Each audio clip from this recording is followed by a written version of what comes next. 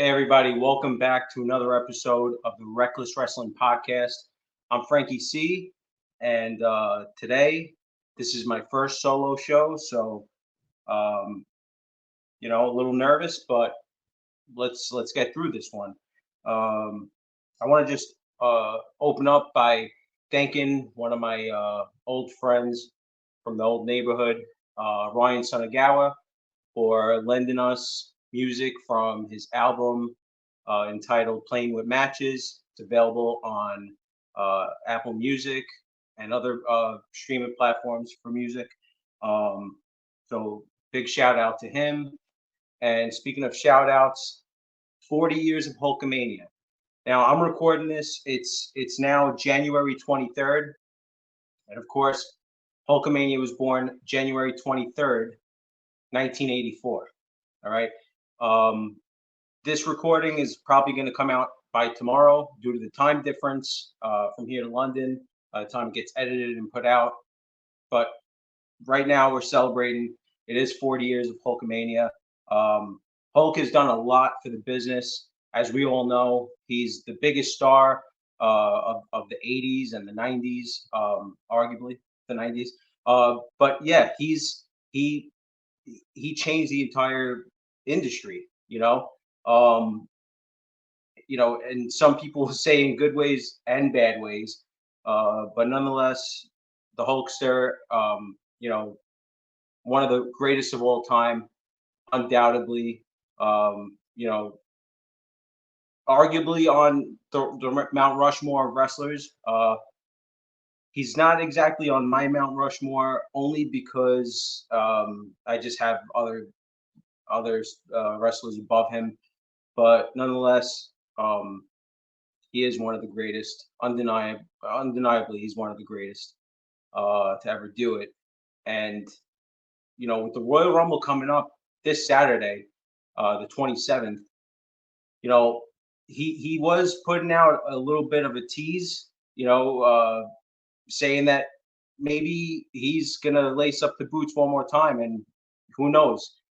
Imagine Hulk Hogan in 2024 entering the Royal Rumble. That would be history. That would be history. And usually I would not really be for that kind of thing because an old timer taking away spots from the young guys. But it's Hulk Hogan. It's 40 years of Hulkamania. It'll probably be his last time in a ring. He doesn't have to do any big spots. The only problem I see is how are you going to eliminate him, throw him over the top rope without him getting hurt? When he's had 10 plus back surgeries and all these problems. But I would love to see the Hulkster in the Rumble this Saturday. So yeah, that's pretty cool. But speaking of tributes, we're gonna move on here to Bray Wyatt. And it's been a year since Bray Wyatt's last match. It was last year's Royal Rumble, 2023, that Bray Wyatt had his last match in WWE. It was a pitch black match with LA Knight, and to me, that is where LA Knight really started to gain traction. I mean, before that, it was he was known because he's been around for 20 years. Everybody that says that he had such a quick climb and it was a quick trajectory, that's not really the case because he has been around for a long time, whether it was in TNA, NWA, on the indies, in commercials and shows as an extra. And I mean, you could find him everywhere. You know what I mean? But I think that was the kickoff. I think that him taking on Bray Wyatt in that feud was definitely the kickoff and the start of LA Knight. He was playing the bad guy at the time, but he quickly gained popularity. I mean, before that, I don't remember him being in any main event feuds. He was Max Dupree, Vince and his silly gimmicks that he strapped this guy with. It didn't work. What does work is LA Knight. As we know, he's, to me, like I said last week, he was my superstar of the year. And the reason is because the guy is so damn good. He's so charismatic, and everyone, wants to make the comparisons. He's a Rock wannabe. He's an Austin wannabe. Hey, what's old is new, right? The guy has an amazing following. The crowd goes along with. They hang on every word he says. He has them in the palm of his hands. That's what you want. You want a guy who's going to go out there, who's going to, have the crowd sing along with all his catchphrases. It's amazing. It's great. But he did get his start thanks to Bray Wyatt, in my opinion, and he'll probably tell you the same. I remember Raw 30 last year, last January, where the Undertaker came back as the American Badass, and Triple H. This is what makes Triple H so great. You've seen in Raw tribute shows and old school Raws and all this stuff, the legends come back, and sometimes they'll just have these guys go out there and just kind of make an embarrassment of the new talent, or just kind of, I don't want to say bury them, but kind of bury them in a way, because you're really not getting them over. You're giving them the rub for sure. You're giving them, exposure and everything, and a memorable moment. But the way Triple H has done it was very different in a great way. Raw 30, like I said, Undertaker comes out. You expect that he's gonna, choke slam LA Knight.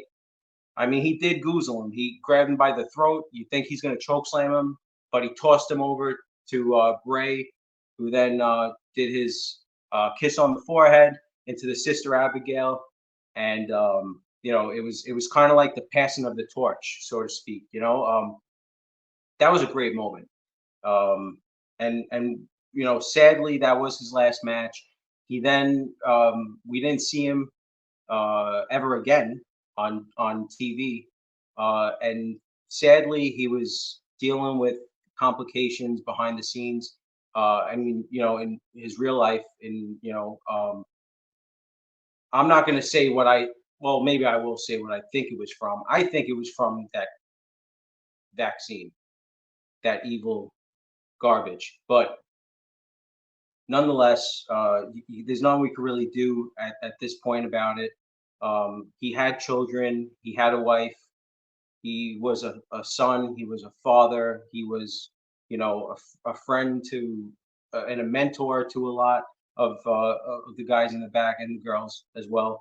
A great human being from what we hear, and he seemed that way. To me, he was like the next Undertaker. It was like very hard for us hardcore Undertaker fans to really get over the Undertaker retiring. I mean, some people were clamoring, they wanted him to retire years ago. I'll just hang it up and this and that. And it's like, it was very hard to let that go.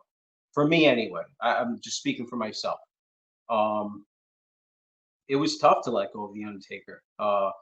But Bray Wyatt was that hope of having that other another dark character, another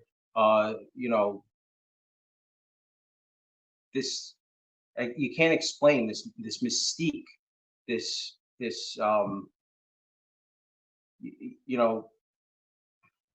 Bray had it. That's what it is. He had the it factor.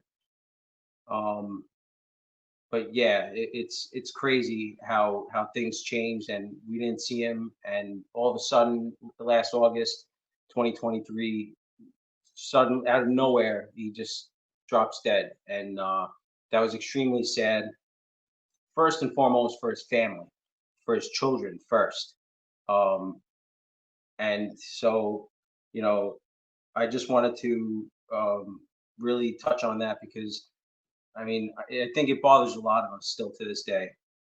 And a few years back, about 5 years ago, I got this. It's a little, I don't know if you can see it, but it's like a little glass candle holder, and it says "Live" on it. And this was made in a nursing home by some old folks, and I keep it as a reminder to live. These are old people that are making these things, and I don't think that there's definitely a reason why they wrote that, the word "live" on it. unless it says live, you know. But no, I think it says live, and it's a reminder every day to live. I mean, I keep this in my gym, um, and you know, I look at it sometimes, and it inspires me, to be honest. As corny as it sounds, I use it for motivation in the gym, especially when you're in a lot of pain and you're having a hard time. You're not feeling good, and work beats you up. You know, um, it's tough, but there's these little reminders, not just working out, just in everything that I do. You know, whether it's playing guitar, whether it's now podcasting, which I honestly have been wanting to do forever, but I just never had the balls to be in front of a camera. But what the hell's the big deal? You know, it's a camera. You like this video? Great. You don't like it? Turn it off. I don't care. You want to think it's, you know, whatever. Oh, he's talking about wrestling. I don't matter to me. Doesn't make a difference. This is what I like. Okay. So it is what it is.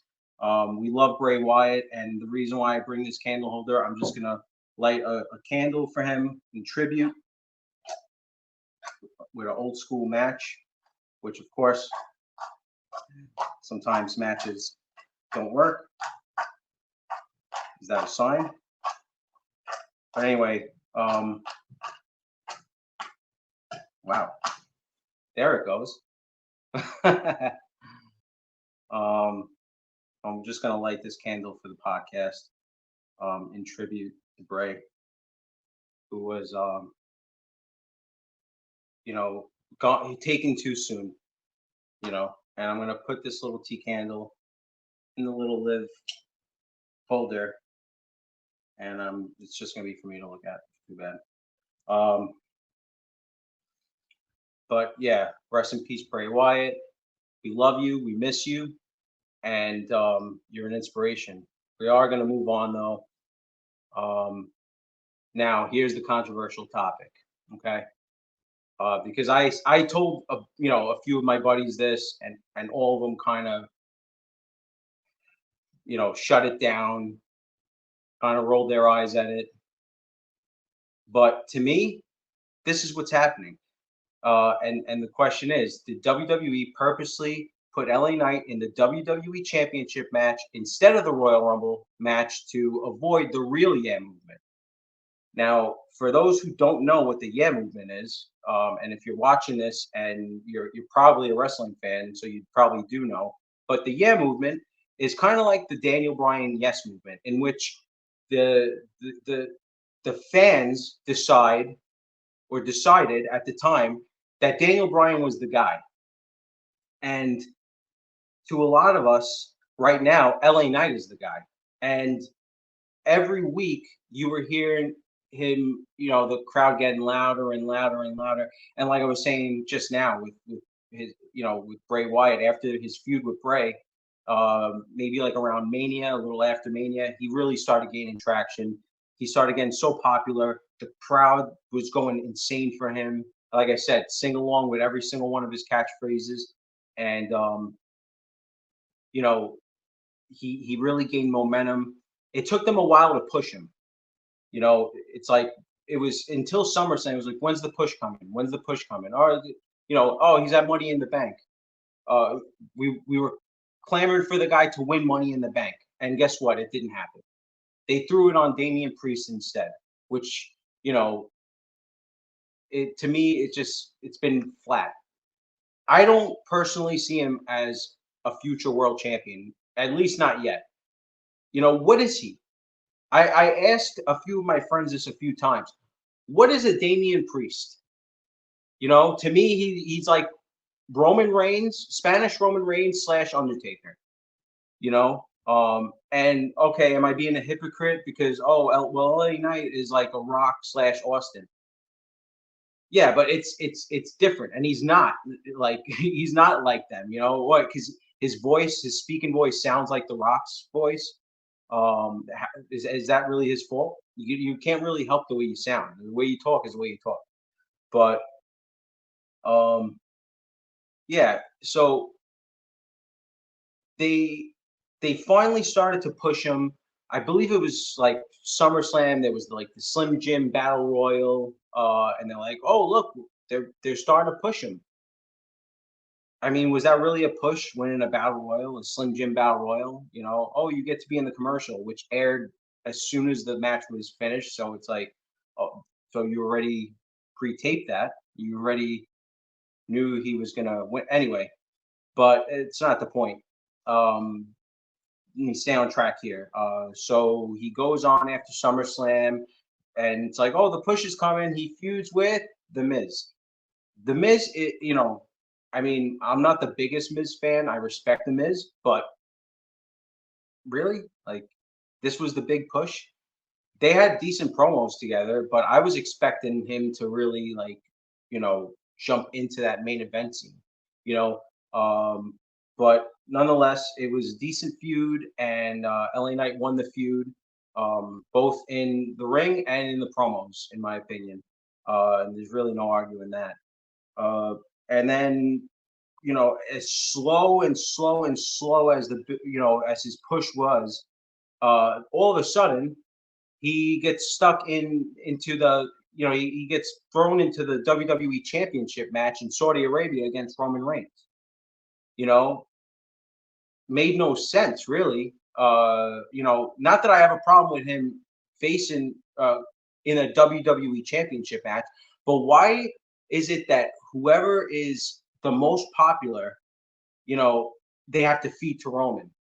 It just it's like, okay, this guy gained all this popularity just to be beaten. You know, let's take this guy that's on the rise and just halt his momentum. It didn't make sense. You know, there was really no reason for it. Um, was it exciting that he was finally getting this opportunity?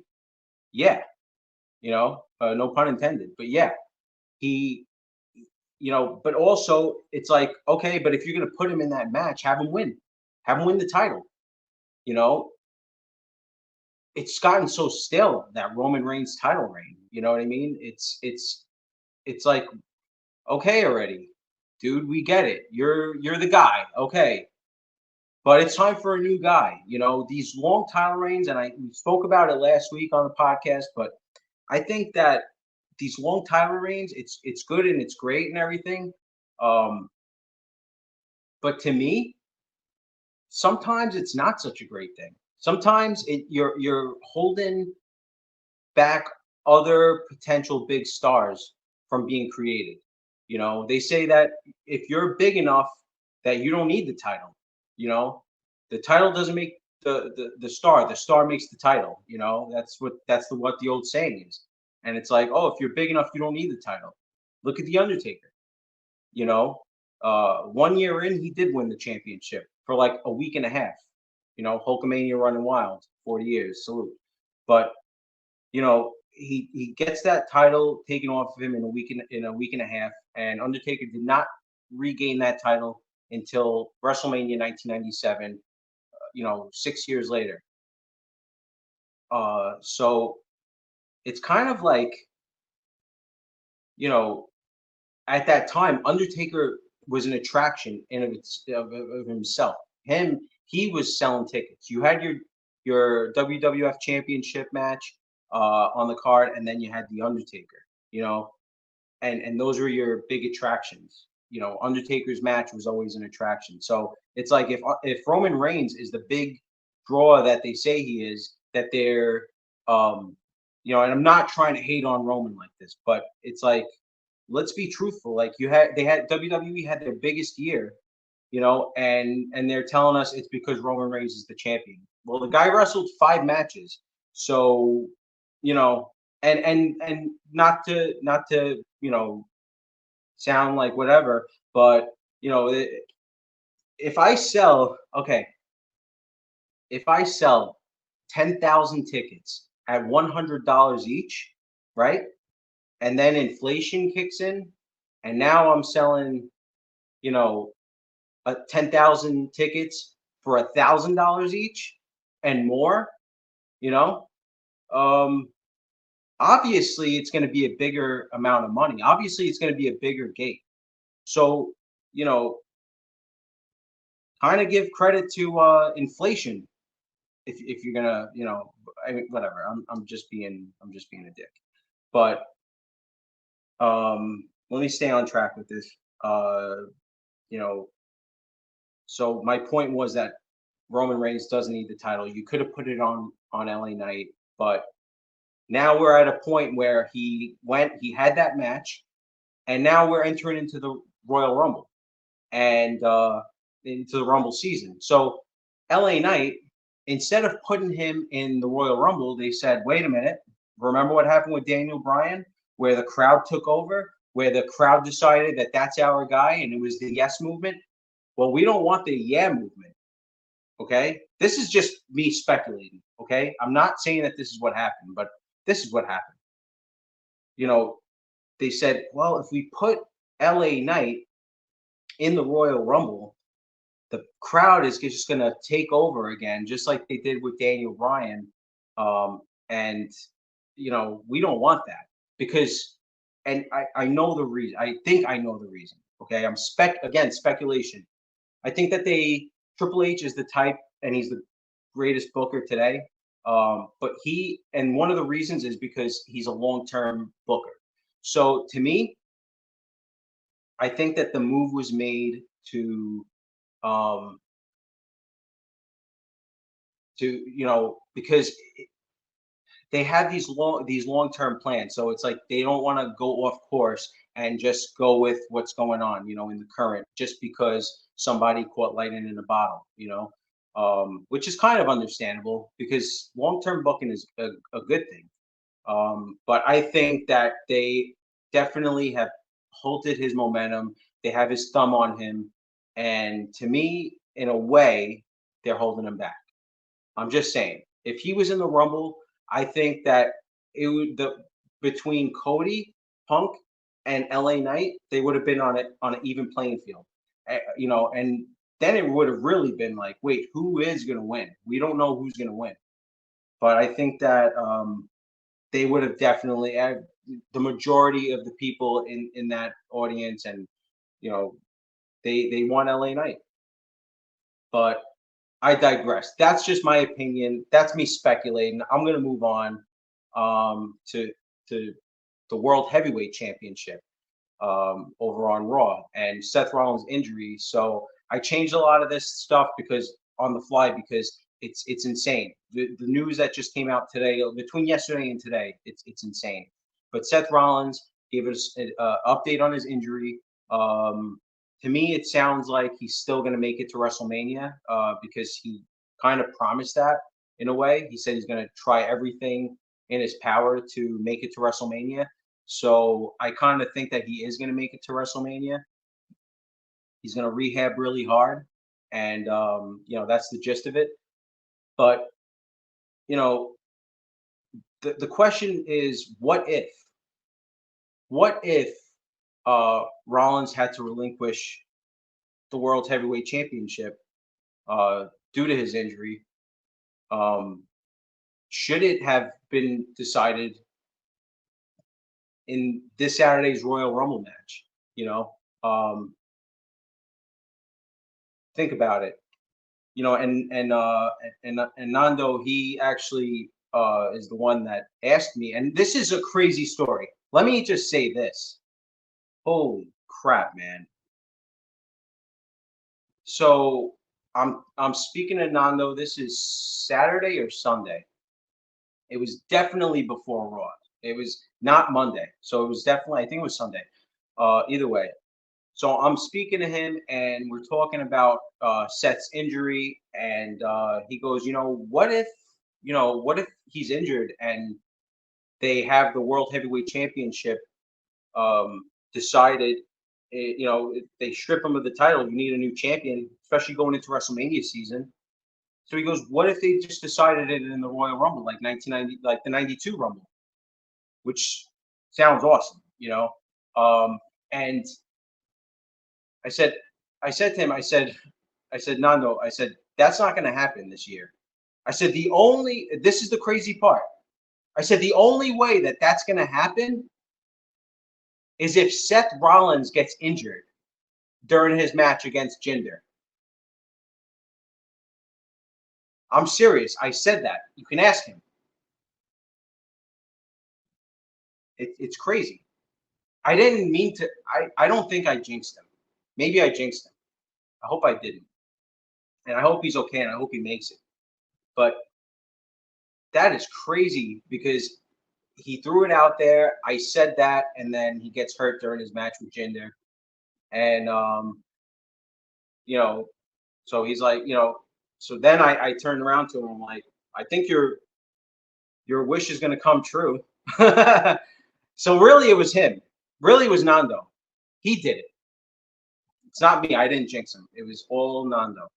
So that's your fault, dude. You better apologize to Seth at Rollins WWE. But that would be an interesting way of doing it. And then the other question becomes, if, let's say, because at this point the Royal Rumble is going to be the Royal Rumble. What the question is, what if he doesn't make it back in time to fight at Mania? Who's going to be the two guys fighting for that championship? Because you can go so many different routes. I feel like they've been planting little seeds, and this is a great thing. And especially, it's very smart of Triple H to do this because of the what ifs. What if someone gets hurt and they can't continue, with the story? Well, the answer is you pivot to the next guy. And the seeds have already been planted for Drew McIntyre and CM Punk. They had a face-off a couple weeks ago on Raw, and it got heated. The crowd was into it. It was a great exchange back and forth. And I'm like, man, they could pivot over to that. And we know Drew has not, as of right now that we know of, he has not re-signed a deal with WWE as of yet. So he could be gone shortly after Mania. I'm not going to get into that on this episode. I will get into it in a future episode. But I will stay on track right now and say that if they had to, they could put the championship on Punk and have him go into Mania and defend it. And you have several different options, because what if Stone Cold Steve Austin came back and we had our dream match at WrestleMania 40, CM Punk versus Stone Cold Steve Austin. We've been waiting for this match for over a decade. Okay, they've been teasing us with that for longer than they've been teasing Rock versus Roman. So are they gonna pull the trigger? Probably not. But it's wishful thinking. That's all it is. And they, like I said, they could go with Punk versus Drew for the World Championship easily. And Drew can tell the story of, hey, I'm going to win the big one in front of a crowd at WrestleMania. But hopefully none of that has to go down. Hopefully it's a matter of Rollins rehabbing and getting back and doing what he does best. And, hopefully we do see that payoff to the build up so far of Seth Rollins and CM Punk. When Punk first returned, Seth Rollins, when he returned that Survivor Series, the War Games match had just ended, and Triple H is so smart with this. And I don't mean to keep praising Triple H like this, but he is so smart. He put the copyright logo on the bottom of the screen, which is usually there as a sign of, okay, we're going off the air in 5 seconds. That's tradition forever. And he started it in NXT. He did it again when Bray Wyatt returned at Extreme Rules. So, where the copyright logo came up, and then you thought the show was over, lights go out, and Bray makes his triumphant return. It was I got goosebumps right now. I swear. I'm not even lying. But that was amazing. And so he did that again with CM Punk at Survivor Series. The copyright logo came up, and all of a sudden, and I'm sitting on, there. I have a bunch of my buddies. We're having a Survivor Series party here, and I'm like, I turn around to my buddy Paul. I'm like, sorry, man, you were wrong. You know, we were making bets the whole damn time, and he turned out to be right. And I'm happy I was wrong. I'm happy I was wrong. But Triple H got me with that, you know, with that copyright logo, where I was like, oh, see, it's over, it's done. So, you know, Punk comes out, and Rollins was flipping out. He was throwing a tantrum, you know, and a lot of people were like, "Oh my God, they didn't know." You know, obviously they knew that Punk was coming back, you know. But I like how they blur the lines between fiction and reality, because it makes it more interesting, and you know, keeping us guessing at things. I like that. I like that things are. I mean, you could predict things, but not really, you know. And even if you did predict it, they make you unsure of yourself. So it makes it more fun. Um, I feel like a lot of people are keeping things closer to the vest these days, and that's a good thing. You know, instead of feeding things to these dirt sheets and all that stuff, you ruin surprises. It's like, you know, surprises are a big part of wrestling. You know, and I think it's one of the best parts of wrestling. So the other person that was flipping out at Survivor Series, you know, not exactly flipping out the way Rollins was, but he stormed out, was Drew McIntyre. He stormed out of the arena and supposedly went into his locker room, got his stuff, and left. And everyone's like, "Oh, he stormed out because of that." I was like, he probably just wants to get the hell out of there and go home, or go to the, you know, to the hotel and rest up or something. We don't know. We don't know what really, you know, what these people are going through on a day-to-day basis. You know, we all have our days like that. You know, every day I want to get the hell out of Manhattan. You know, going coming home from work. It's like you just want to go. You know, um, so yeah, this it would be great to see that payoff of Rollins and Punk, the buildup that's been going on for the past couple months. But like I said, if Rollins isn't able to, they can easily pivot over to Drew. And Drew doesn't have to win. If he's not re-signed yet, he doesn't have to win. I don't think it's really gonna do damage to him the way people are thinking. You know, he's lost a lot of big matches recently, but I think that it's part of a bigger story. But like I said, I'm not going to get into that. I'm going to get into that on another episode when we stay on track, because you know, my mind just is all over the place a lot of times. I'm going to move on to the big news today, the breaking news, the news that made me have to change this entire formula around. And you know, big news today between WWE Raw will now be on Netflix starting next January 2025. And the bigger news to me is that The Rock is now on the TKO board of directors.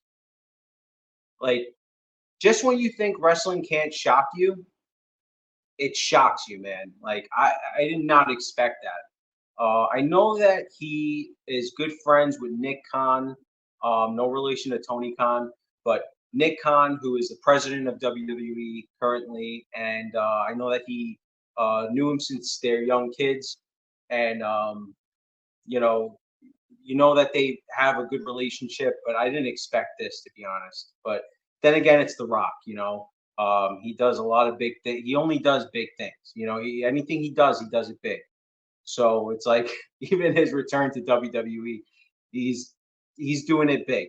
I mean, this is the biggest way you could do it, is become, you know, basically a partner. I don't know if he's a partner, but he is on the board of directors nonetheless. So that's pretty interesting, and that's going to be interesting going forward. Um, you know, and I that brings me to the next thing, is that the other thing that we heard today is that The Rock says he will face Roman Reigns at WrestleMania, and you know, in this interview that he said this earlier today, um, that, you know, he said, "I like to play the long game," right? So everyone's like, "Oh my God, it's happening! Roman Rock Mania 40, it's going down." And I'm like, did you not just hear what he said? He said, I like to play the long game. Think back to WrestleMania 27, okay? The Rock, it was John Cena versus The Miz for the WWE Championship. The Rock gets involved, and, you know, he was the host of WrestleMania that year. The next night on Raw, he's face to face with John Cena, and they said, let's do this. We're going to have a match at next year's WrestleMania. Okay. So I'm going to just call it like this. I think that The Rock faces Roman Reigns, but it's next year. It's not this year. Again, I like to play the long game. He's talking about building. You know, I like to build things. You're not really building things in the span of, what do we have, 2 months till Mania, 2.5 months. I mean, you could, but with the limited amount of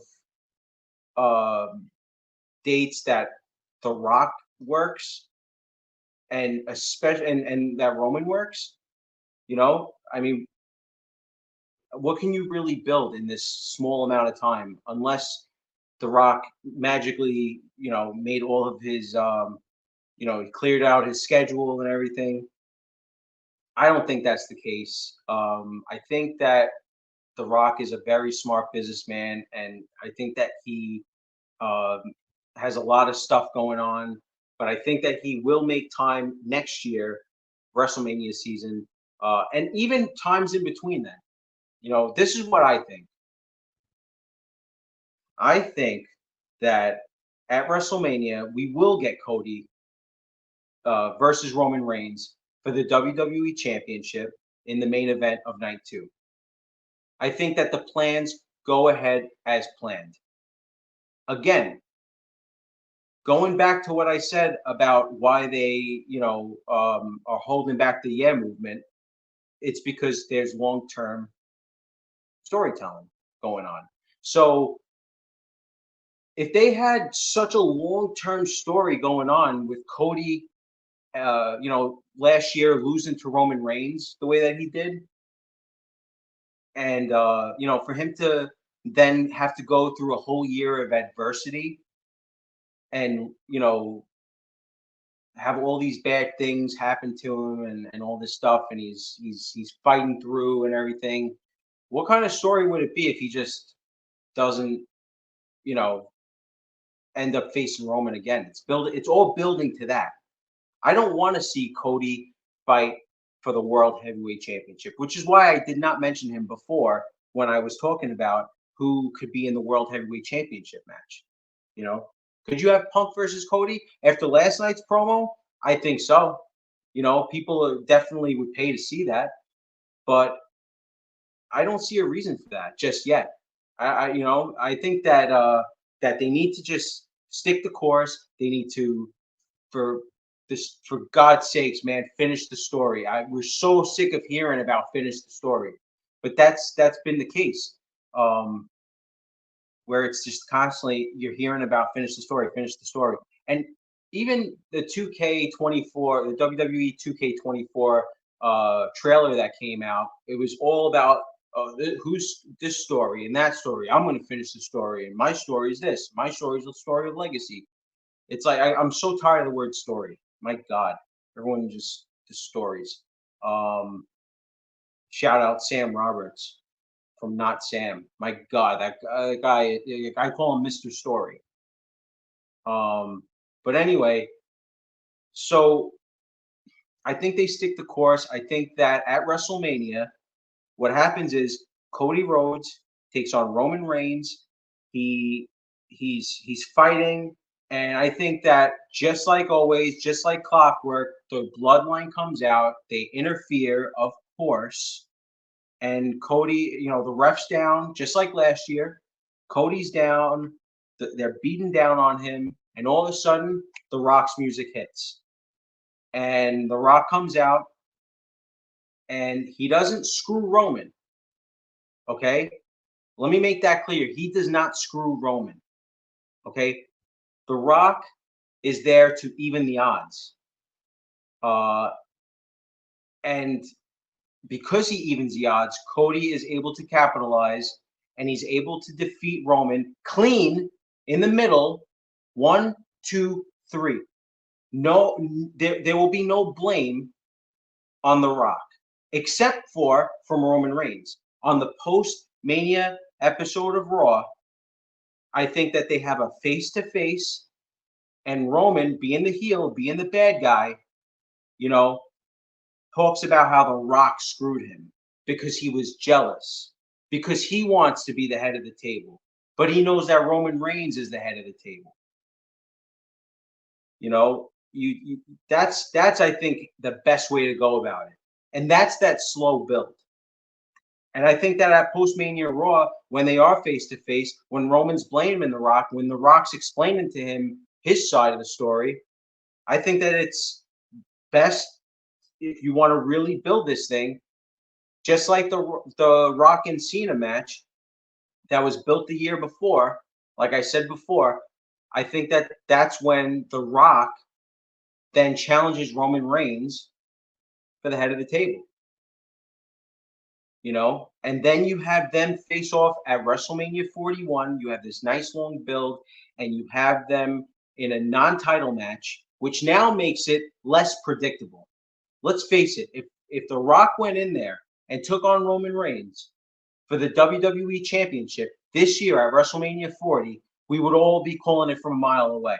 We would all be like, okay, so obviously Roman's winning, which a lot of people still think that Roman's going to win, and he's going to hold the title to September. And let's, go full circle with this podcast. He's going to beat Hulk Hogan's record for the WWE Championship. That's what people think that they're going for. And they did tease that. But again, with Triple H's booking, he wants you to second guess yourself. Oh man, they're not going to pull the trigger with Cody because they want him to break Hogan's record. Roman doesn't need to break Roman's record. There's no need for that. He's the longest reigning champion in the modern era. The guy's held the title for 3.5 years. And quite frankly, most of us are sick of it because it's not needed. That's why. It's unnecessary. So, again, he does not need it. And that Roman Reigns and Rock match is an attraction match. It is going to draw. It does not need a championship at all. I don't want to see that. So like I said, it also makes the match unpredictable. Is The Rock going to win? Is Roman going to win? We all know Roman's going to win, but at least they'll make you second guess it. They'll make you really think hard about it that way.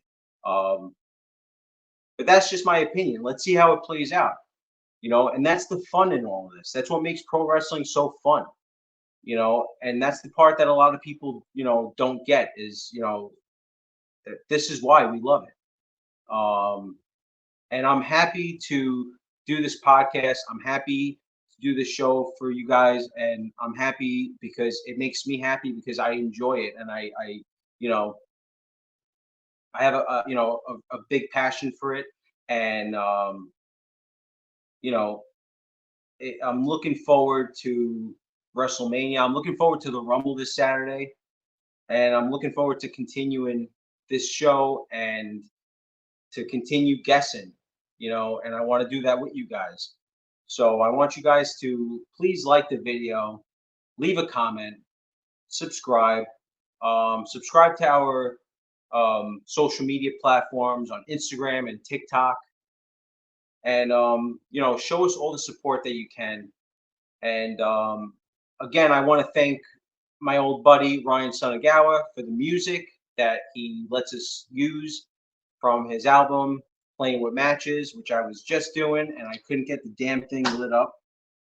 I mean, how did the striker thing? I mean, it's such a big box of matches.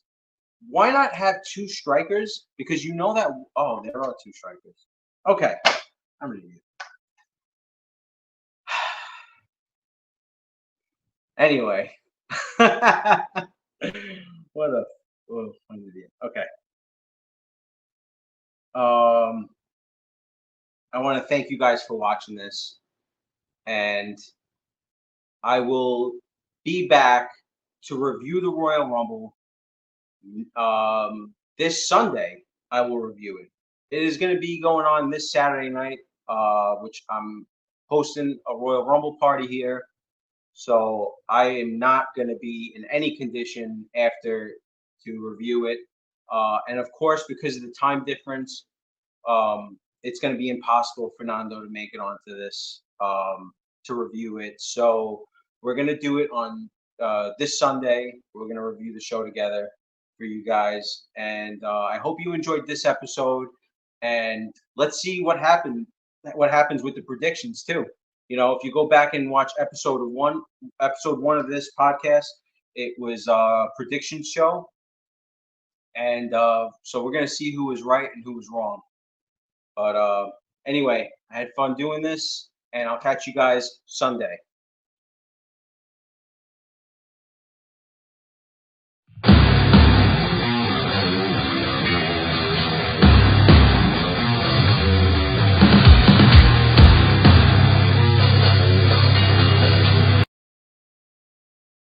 Run.